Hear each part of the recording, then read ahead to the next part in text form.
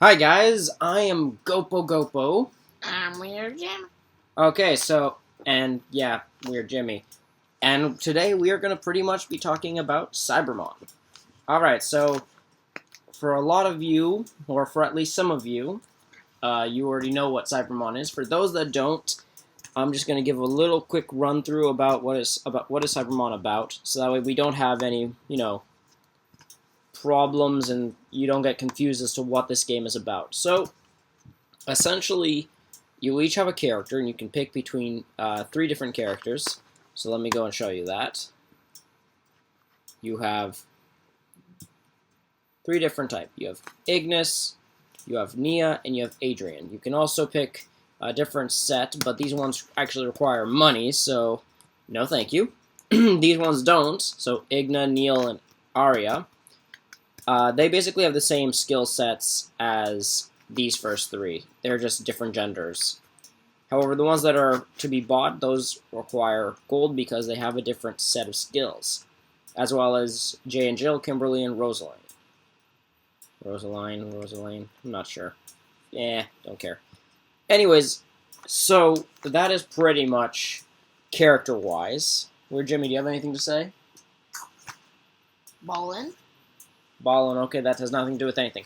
Anyways, so as this is our first video, and I hope of many videos, what we're going to be pretty much dedicating this to is the awesome background noise that we have. Yes, the servers that are constantly going back and forth, but it's okay. Anyways, point about this game is you have your own characters, and you're out to catch cyber creatures, basically it's Cybermons. And I guess it's kind of like a mixture of Pokemon and Digimon. Actually, that's literally what it is. And the only difference is you capture things in cubes. So let me just give you a little idea of the whole thing. So here's adventure mode. There's a world map. And you'll start off at field 1 when you actually begin the game. And as you progress, you can go through a whole bunch of different, levels, right? So you have fields, bug forest, bamboo forest, graveyard, lost city, valley 2, or the valley snow. Kind of weird, but that's a thing. And if you complete all three of that in place, you get to then go up against the boss of that area.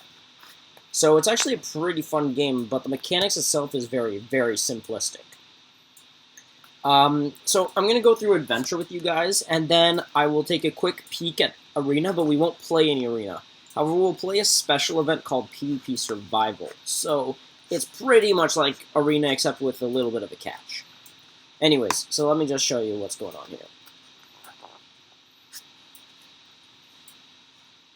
Okay, so when a monster appears, or when you're versing somebody, you will be given a coin. So you have 5, 4, 3... 5 seconds to choose it, right? So I usually pick the right. And most people love going first, but that also depends on your skill set for your character himself or herself. Now, if you take a look at my guys, they look quite fearsome in comparison. It's because I've been playing this game for a little bit over a couple of months now. That's why. But if you notice, actually, at the bottom, there's something called Skip to Result, where legitimately what you can do is you can skip to the end result. So next battle that I do, I'll actually show you what it does. It literally skips all of this fight. Jeez, and I wouldn't understand that.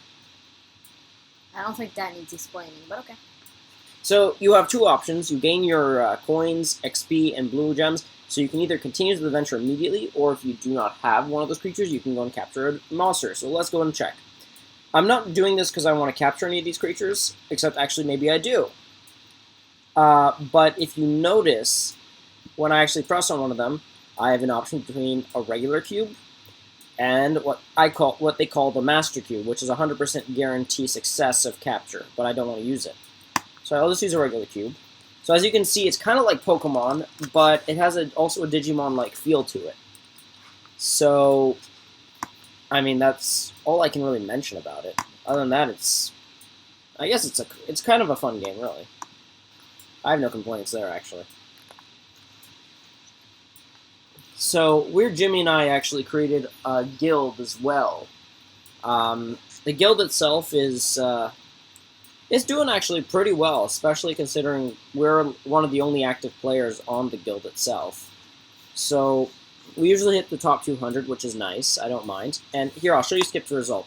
So literally, as you see, it tells you whether you've won or lost, and you just skip the result immediately, which is pretty darn cool. Anyways, I'm not going to catch any of those. I'm just going to finish off my energy, and then I'll show you the next thing. Okay. So next, let me show you the sides. So here it gives you like all the things that you need to finish, and they give you rewards based upon whether you finish it or not, which I think is pretty cool because it allows you to constantly gain rewards even if there's nothing really happening, any special events during the game. Next thing up is the Gachapon, which itself is quite cool. You can get up to pretty much a 6-star if, well, that is to say if you have golden tickets, silver tickets, or just regular tickets. I usually save till I have about 250 tickets here, and then I go for the Spin X10. As for these, I just use them whenever I get any of those 2 tickets, though these ones are much more common, the silver tickets. Next up, so actually one extra thing I want to do before I show you Arena. On your character, you're given a skill. This is the default skill, and then you can put 2 extra skills on top of it, which is quite awesome as it allows you to change up the battle. But just mind you that every single person has this ability, so not the exact same abilities, but similar abilities. So you better hope that your abilities are really good. So anyways, here's Arena. And Arena is pretty much like a PvP system, which allows you to play against other people. And yeah, I don't really play this that much, so I don't really care. But you can also get rewards, which allow you to then exchange them for arena gems. For arena prizes and something like that, which is quite useful if you ask me. So I can get 2 silver tickets at this point in time, maybe 1 gold ticket if I just get literally 10 more gems, which I can easily do. But I don't actually want to go for gold tickets. I suggest the best thing to do is Master Cubes. They help a lot. And then they give you rules. So, next up is monsters. So they keep your monsters over in this area, and you can have a certain amount of summons that you can create. As you level up and do other things, you will eventually get more slots, which is pretty cool. And this is where you can put all your summoned creatures, basically creatures that you can use whenever you feel like it. Unsummoned creatures are the ones that you catch. It's kind of like in Pokemon where you put them in a storage box and you don't use them until you want to. And you can as many. There's no limit to the actual unsummon. You can store as many as you can. That's it. Okay. Then you have formations, the line set that you want.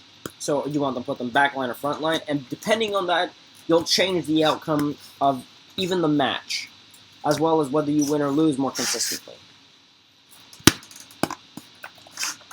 Other than that, there is upgrading.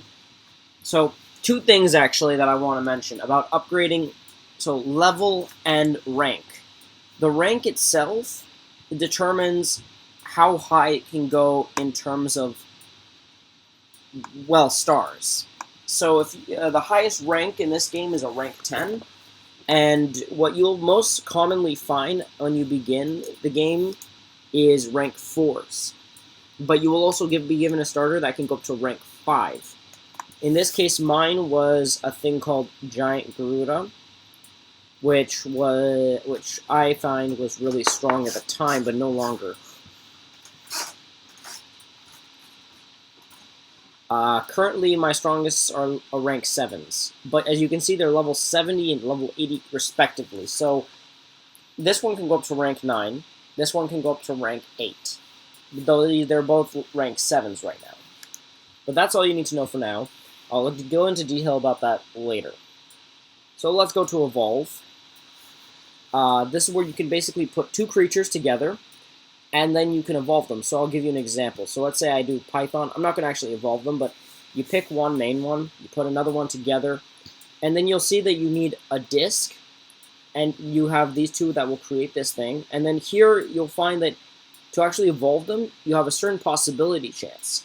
So to increase the chance of it failing, so that way you don't have to worry about your creature, one of them going away and disappearing forever, as well as the disc, you can pretty much almost guarantee an absolute or even guarantee an absolute, depending on what rank it is. And if you use the monster insurance, you pretty much guarantee you'll keep both of your creatures if the evolution fails. And then you can evolve. And then finally, combine. This one I'm actually going to show you guys because I don't really care. I'm not so worried. So what you do is you select 3 monsters, and those 3 monsters then get fused together for a new monster. It doesn't mean that you get a fusion of the 3 monsters, it just means that you get a random monster for putting in 3 monsters. And usually, the outcome is not that great, but that's okay considering the fact that what you get out of it is, well, especially if you, I'll show you afterwards. Once you see the options, then you'll understand why. Also, you have the monsters that you combine have to have the same stars.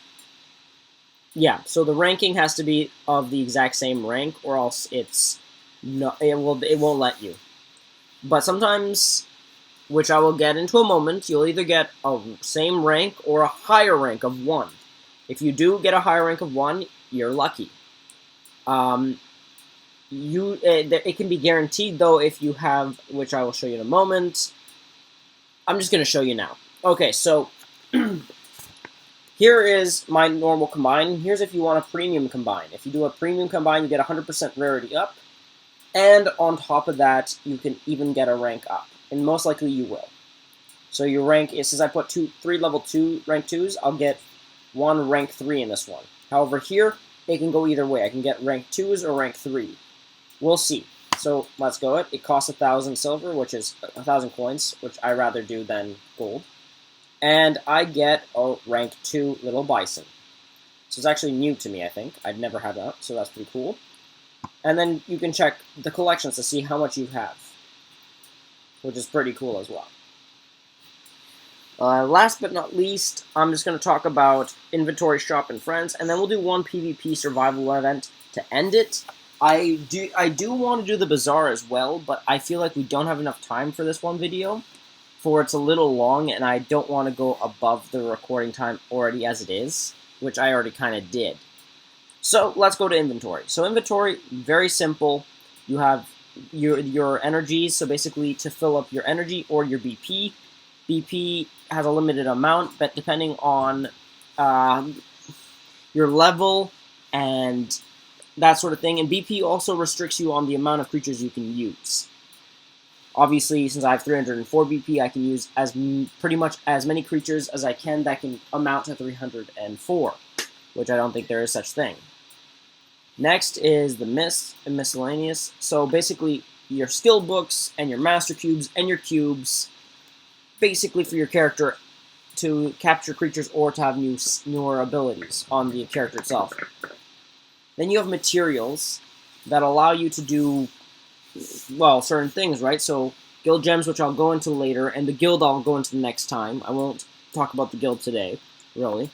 Fire evolution discs. So basically discs to combine your creatures as well as to level them up. And then you have lucky cubes, which allow you to get certain rewards. Now, I've been trying to get this guy, even though he's not really that great. I just want him because I don't think I have him at all.